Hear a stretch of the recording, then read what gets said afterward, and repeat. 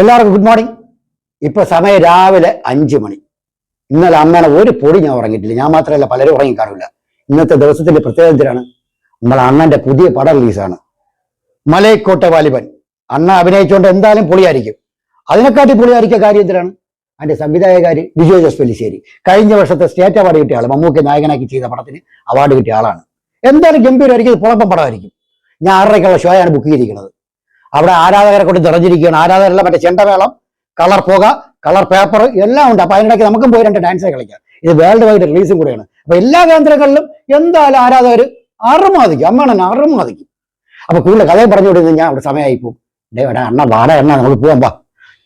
എന്റെ പൊന്നളിയ സോറി, കാരണം ഇതിന്റെ ആദ്യം ഒരു തുടക്കം ഒരു ഇൻട്രോ പറയണമായിരുന്നു. മറ്റേ ബീലോ സിനിമയുടെ എല്ലാ പ്രേക്ഷകർക്കും ഹാർദവമായ സ്വാഗതം. അത് പറഞ്ഞില്ലായിരുന്നു, അതിപ്പോ പറഞ്ഞിരിക്കുകയാണ്.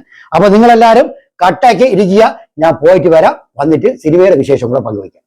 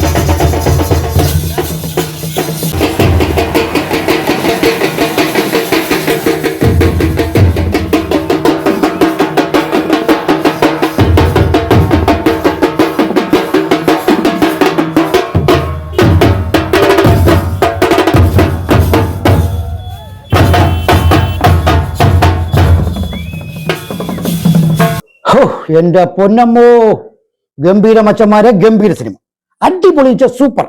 നമ്മളെ ഫാമിലിയായിട്ടൊക്കെ പോയി കഴിഞ്ഞാൽ സെറ്റ്.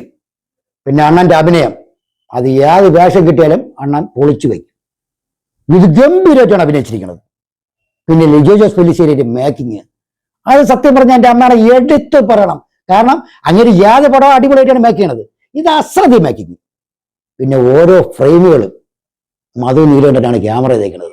സത്യം പറഞ്ഞാൽ നമ്മൾ ലൈവായിട്ട് കാണുമ്പോഴിരിക്കും. പ്രശാന്ത് പിള്ളേരെ മ്യൂസിക്കും ദീപു ജോസഫിന്റെ എഡിറ്റിംഗ് കൂടെ ആയപ്പോൾ പടം വേറെ ലെവല്, ഒരു രക്ഷയില്ല, അസാധ്യ പടം. പിന്നെ എടുത്തു പറയേണ്ടത് ആർട്ട് വർക്ക്. എന്റെ പൊന്നപ്പോ, അസാധ്യ ആർട്ട് വർക്ക് എന്ന് വെച്ചാൽ അസാധ്യ ആർട്ട് വർക്ക്. പിന്നെ എല്ലാ ഡിപ്പാർട്ട്മെന്റും ഓരോന്നായിട്ട് എടുത്ത് പറഞ്ഞു കഴിഞ്ഞാൽ ഒരുപാട് സമയം എടുക്കും.